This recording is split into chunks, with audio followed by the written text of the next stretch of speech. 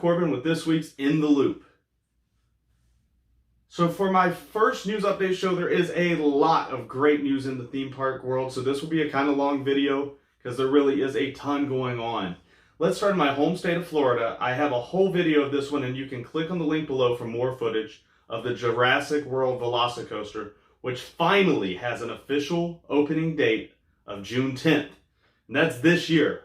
We all know what this coaster does. 155 foot tall. We all know what this coaster does. 155 foot tall top hat, 4 inversions, 0 to 70 in 2.4 seconds. Looks absolutely incredible. I fully plan on spending an entire day in line when it opens.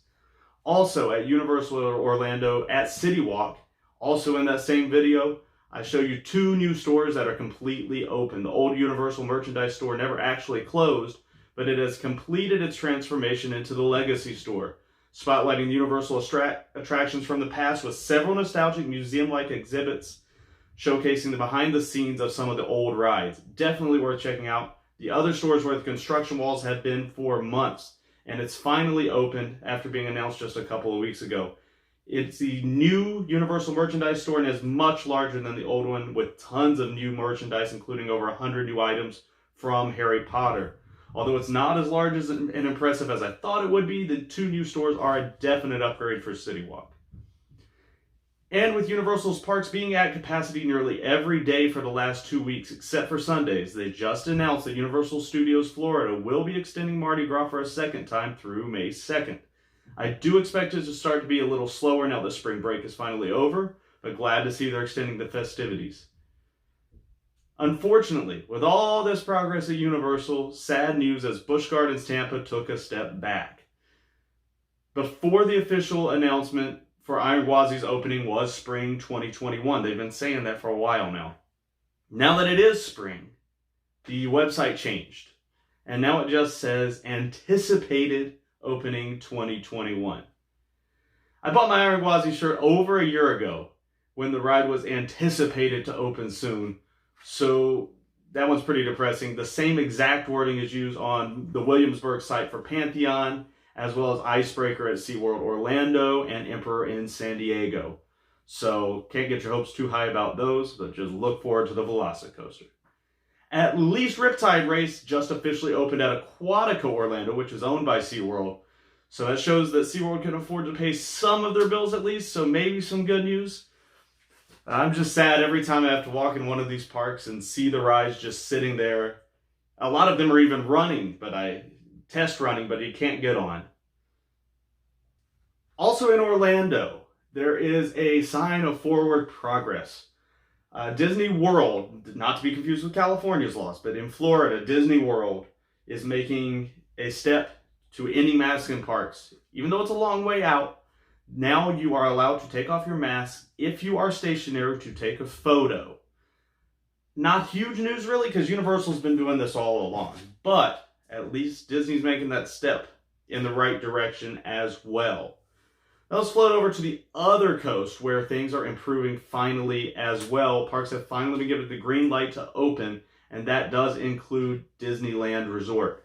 Disneyland and California Adventure are scheduled to open on April 30th. Both parks will be open daily from 9 a.m. through 7 p.m. Park hopping will be allowed, but just like in Disney World, you won't be allowed to hop until after 1 p.m. Due to state laws, certain rides also will not reopen immediately, and those rides that are not opening include the Matterhorn bobsleds, Jungle Cruise, Astro Blasters, and the monorail. I'm going to leave a link at the bottom for the full list of rides that won't open. You should also know, and this is a quote from the state of California, the state of California requirements state that only in-state visitors may make a purchase and or reservation at the current time. By proceeding with the ticket or reservation, you confirm that you and your guest party will not contain more than 3 households, and all guests must live in the state of California. Proof of residency may be required upon entrance.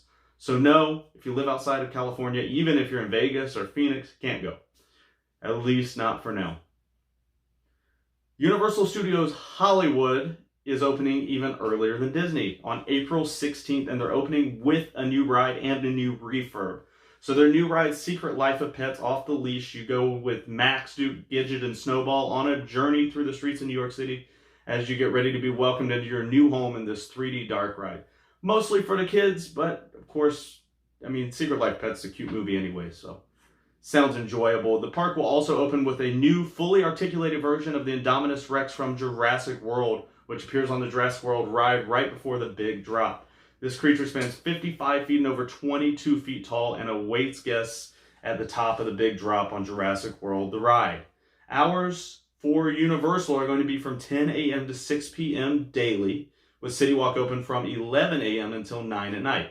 They're expected to have a pass member day on April 15th, a day before the grand reopening. Of course, there's going to be the same California laws for all these California parks. In even better news, Six Flags Magic Mountain near Los Angeles actually opened already. They opened the first day they were allowed, I think, after over a year of being forced to close. You can make reservations on their website, which are required, and they're open daily from 10:30 until 6. Also, at Six Flags, know that they are not allowing cash transactions. I think that's chain-wide, but definitely for Magic Mountain, no cash transactions. Discovery Kingdom in Vallejo in the North Bay is also open, and they are open daily from 11 until either 7 or 8 in the afternoon. California's Great America, the only Cedar Fair park in California, also in the Bay Area, is scheduled to open May 22nd. No official hours listed on their site. They do state that season passes from 2020 will be good all the way through 2021. Now, if you have a day ticket from 2020, it states on their website that it is only good through Labor Day, but it's good any day through Labor Day, which is September 6th of this year. Slightly worse, but still good news in Anaheim, where according to Knott's website, Knott's Berry Farm and Knott's Soak City are temporarily closed. Knott's Berry Farm Hotel, California Marketplace, and Knott's Chicken Dinner Restaurant are now open. Their plan is to welcome you back to Knott's Berry Farm this May. 2020 and 21 season passes are being extended. However, there is still availability most days for the annual Boysenberry Festival, which is a food and beverage event running on weekends through May 2nd. So hopefully they'll open in May, but nothing for sure. Back to the East Coast, Six Flags Great Adventure, which is also in a restrictive state, is officially open all the way on the weekends and still has the drive-through safari, which is a different experience than you would normally get. Reservations are required, but no crazy California laws here. You can go out of state to go, and you can go with your friend that doesn't live with you. So lots of news from least and most restrictive states mostly.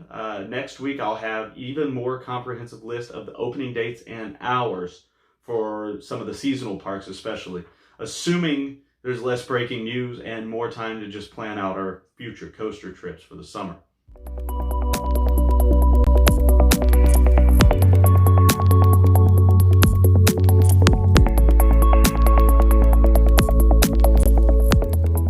So, I'm going to do the news every Monday. When watching these videos or others from the channel, make sure you comment with any questions, and I will pick from those questions to be answered after the news in this questions and answers, frequently asked questions segment to give you as much information as possible. So until I start getting questions, I'm going to take from the frequently asked questions that I hear around the park or when I'm given Uber rides around Florida.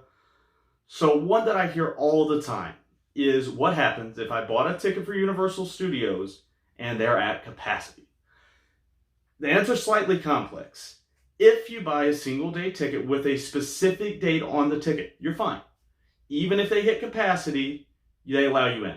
Also, if you're staying in an official Universal Studios resort, this does not include a partner hotel, but if you're actually staying on site, you are fine. They also have a line for you even when they're at capacity.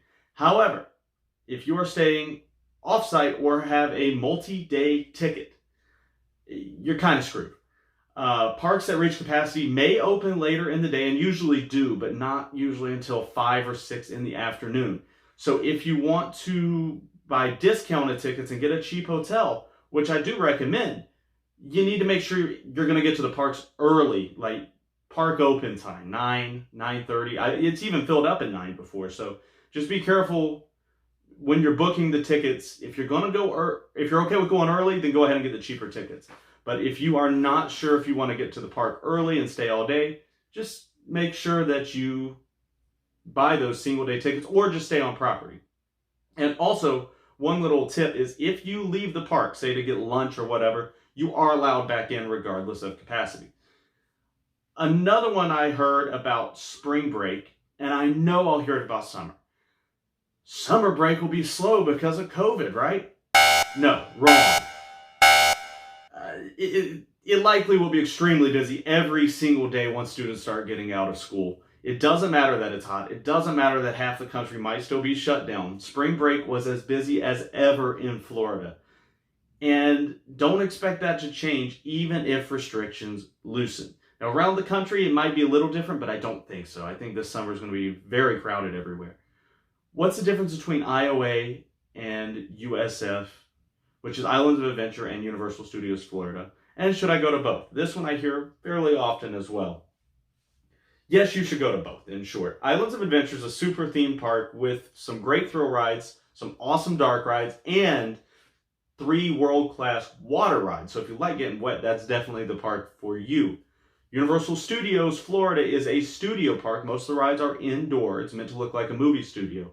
There's also a lot of live entertainment that you won't see at IOA. If I had to choose one, I would probably choose Islands of Adventure because they have more of my favorite rides. But if you don't like getting wet or if you don't really care for thrill rides, then Studios is the better choice. You can, of course, get a park-to-park pass too, but I really only recommend that on slow days because on busy days there's enough in one park that you're not even going to get everything done in one side. So if I had to choose one personally, I'd choose Islands of Adventure, but I mean, do both. The other question I know you're going to ask is, when do you post videos? So I'm going to post an In the Loop video just like this every Monday where I answer some questions and answers, plus go over the news and any rumors I hear. It will be kind of Florida skewed, probably Florida and California, because that's where most of the news does come out of. More of the parks with the bigger budgets come out of those. But I am just as interested in the parks, the regional parks, like the Six Flags and the Cedar Fairs. So you'll hear from more than just the Florida parks, even though that's where I live. Wednesday is going to be more of a random day, which is going to have pre-recorded videos, including this week's one, which is a part 1 of my top 50 coasters. This could also be tips and tricks, such as a tutorial on how to use Universal Studios app, or, maybe you don't know if you want a season pass or a day pass or a membership, and I'm going to have videos like that.